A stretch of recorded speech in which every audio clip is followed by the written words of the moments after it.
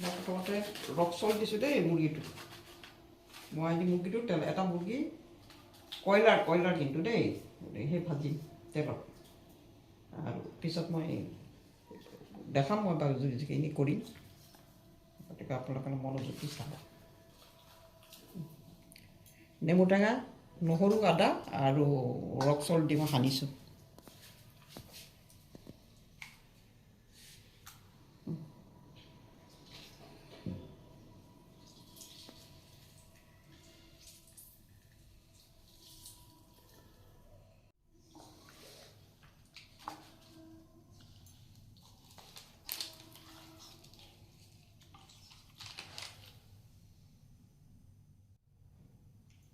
এতিয়া মিট মছলা দিছোঁ দেই এই মুৰ্গীখিনিত।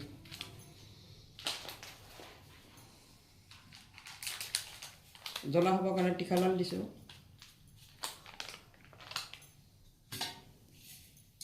আৰু জলকীয়াটো বেলেঞ্চ ৰাখিবৰ কাৰণে অলপ পাউডাৰ গাখীৰ ব্যৱহাৰ কৰিছোঁ। 5 টকাত আমি পাউডাৰ গাখীৰ ব্যৱহাৰ কৰোঁ।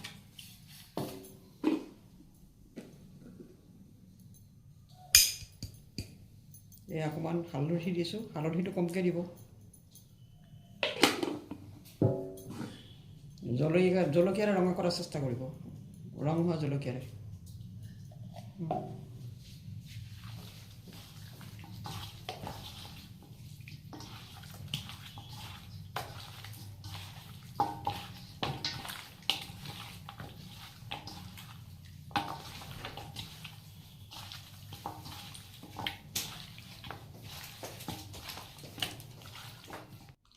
ইয়াত সোৱাদ হ'বৰ কাৰণে মই এটা নতুন পদ্ধতিত মেগী মছলা ব্যৱহাৰ কৰিছোঁ।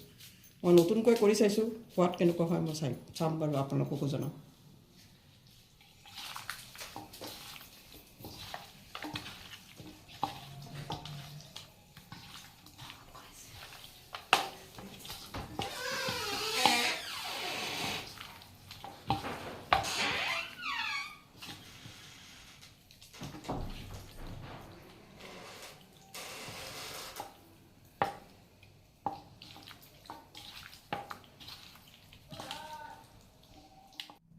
মই এইখিনি বেলেঞ্চ মানে লাগি ৰাখিবৰ কাৰণে অকল মিঠাতেল ব্যৱহাৰ কৰিছোঁ। মিঠাতেল কিন্তু কমকৈ ব্যৱহাৰ কৰিব দেই, কেঁচা তেল গোন্ধাব। এতিয়া আপোনালোকে সানি পেলাই আধা ঘণ্টাৰ কাৰণে ৰাখি দিয়ক। আধা ঘণ্টা 1 ঘণ্টাৰ কাৰণে ৰাখি দিব পাৰে।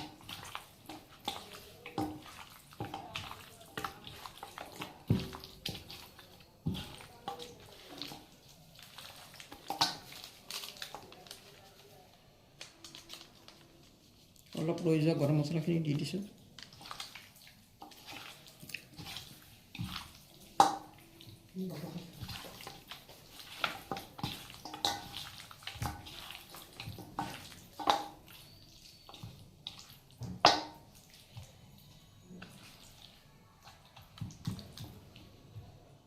মুৰ্গীখিনি এতিয়া তেলত দি ভাজিম দেই।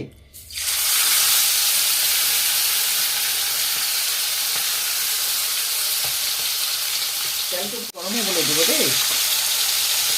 শব্দটো শুনিছেই।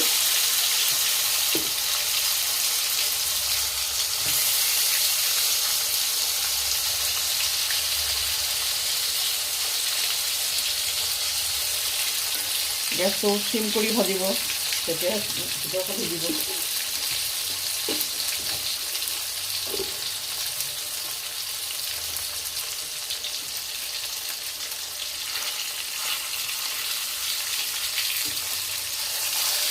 এতিয়া মই এবাৰ লুটিয়াই দিছোঁ। মছলাখিনি জ্বলি যাব ন, সেইকাৰণে।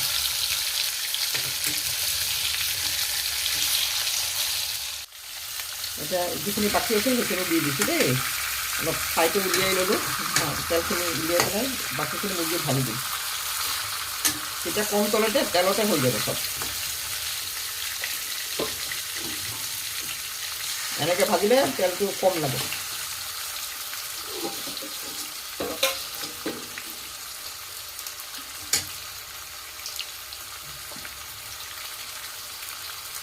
এতিয়া গেছটো অকণমান বঢ়াই দিছোঁ, নতুনকৈ দিয়া বিস্কুটডোখৰ মাংসকেইডোখৰ সিজিব লাগিব।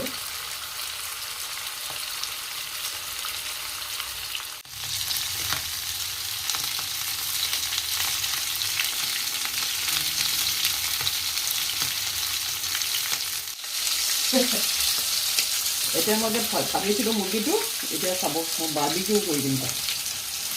এইবোৰ মই সহজ পদ্ধতি উলিয়াইছোঁ দেই, কেনেকৈ সহজতে ঘৰতে কেনেকৈ কম দামত। মই এই মুৰ্গীটো কিনিছিলোঁ 200 টকাত। এটা ভাজি পেলাই আপোনালোকক দেখুৱাই দিলোঁ, বাৰ্বিকিউ কৰি দিলোঁ, আৰু খাব কেইপিচ হৈ গ'ল। এইটো 200 টকাতে প্ৰস্তুত কৰা মুৰ্গীৰ ডিছ। গতিকে ঘৰতে বনাই খাবলৈ চেষ্টা কৰক কম দামত আৰু বিশুদ্ধভাৱে। আৰু ঠাণ্ডাৰ সোৱাদ লওক।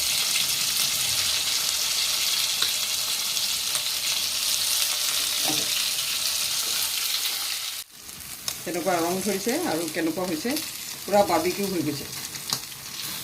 এতিয়া পিঁয়াজ, কেঁচা পিঁয়াজ, নেমু টেঙা লৈ কেঁচা জলকীয়া লৈ উপভোগ কৰে, ৰুটিৰ লগত বা ভাতৰ লগত যি ভাল পায়।